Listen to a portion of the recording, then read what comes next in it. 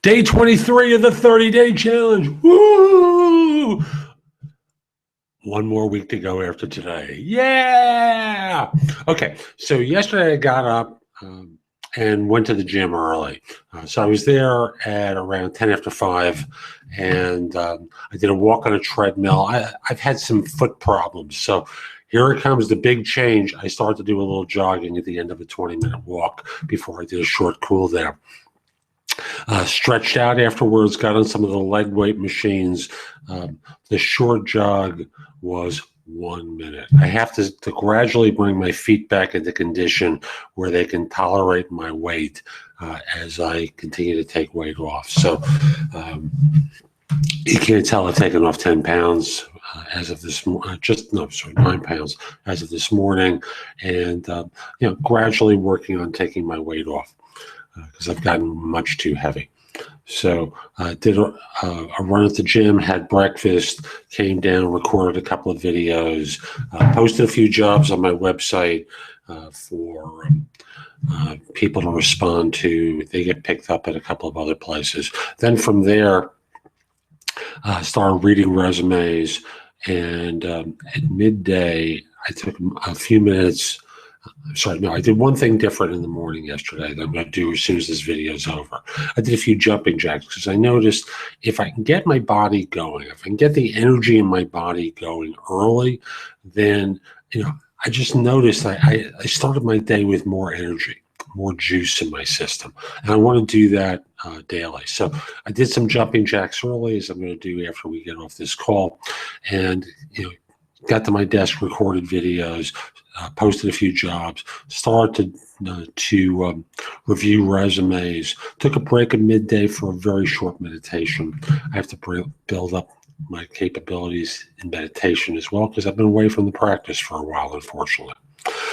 Came down, let's see now, 1 o'clock I had a coaching call with someone who I've been working with, who got some success with some of the ideas we spoke about in our first session, and we're starting to recalibrate his mojo and to give him some specific things to work on, to practice with in order to ensure that, he's a guy who describes his ability for creative procrastination.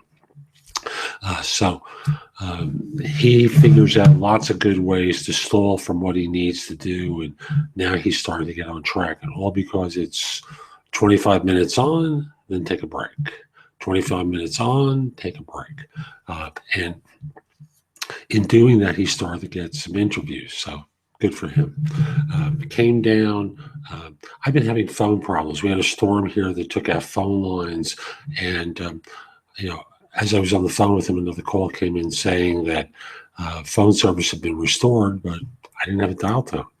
If anything, I had a circuit busy that eventually showed up once I was able to find the phone modem in my garage. So I plugged that in, got a circuit busy, called them yet again, have a service call scheduled on Friday to see if they can figure out why I'm getting circuit busy as opposed to actual dial tone. From there, I did an intake session about a job I've been asked to recruit for. So I spoke with I was part of a call with a couple of people, with a hiring manager and an HR person. I am told I like the job a lot. It's something I'm going to spend some time with today between coaching calls. And then from there, do some recruiting for the job. In speaking with them, I asked some very good questions, and I could tell they were good questions because the hiring manager said, "Oh, it's a very good question," and you could hear the pause because she hadn't had time to think about it. And when I sent a note to the HR person who was also on the call, thanking him for getting me involved with this search, he said, "Yes, some great questions. Thank you." And I did it in a good way. One of the suggestions I had for them is they start giving feedback to include what they liked about particular resumes and what they didn't, and not just share it with the individual recruiter, but to share it with whoever the recruiters were who were involved with the search, so that this way we could all learn from one another. Obviously not to identify candidates, but to just share that information. It was a well-received suggestion that we all follow that. From there, had a bite of dinner very early because I was going to my men's group last night. Did a stop at Sam's to pick up some chia seeds along the way. And then from there, went to the men's group. We stood around the fire and connected with one another. Then went inside to do some emotional work that I facilitated for others rather than do anything on my own.